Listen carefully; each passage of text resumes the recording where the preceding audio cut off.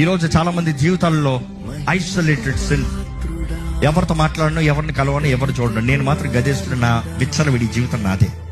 ఈ పోనోగ్రఫీ, ఈ మాస్టర్బేషన్, ఈ త్రాగుడు ఒకరా. నేను ఎవరైనా పాడు చేస్తాను? నేను ఎవరైనా పాడు చేయలేక? నేను ఎవరి దగ్గరికి వెళ్ళా పాప? నేను ఎవరి దగ్గరికి వెళ్ళాక?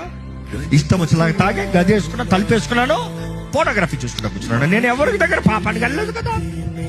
జాగ్రత్త, నీ దేహానికి విరోధంగా నువ్వు పాపం చేస్తున్నావు. నీ దేహము దేవుని ఆలయమని మీరు ఎరుగరా? నా దేహాన్ని ఎవరైనా పాడు చేస్తే దేవుడు ఏమంటాడు? నా ఆలయాన్ని ఎవరైనా పాడు చేస్తే ఏమంటాడు దేవుడు? యేసు ప్రభువు ఏమన్నాడు? నేను వాటిని పాడు చేస్తాను. జాగ్రత్త, నీ దేహం నీ సొంతం కాదు.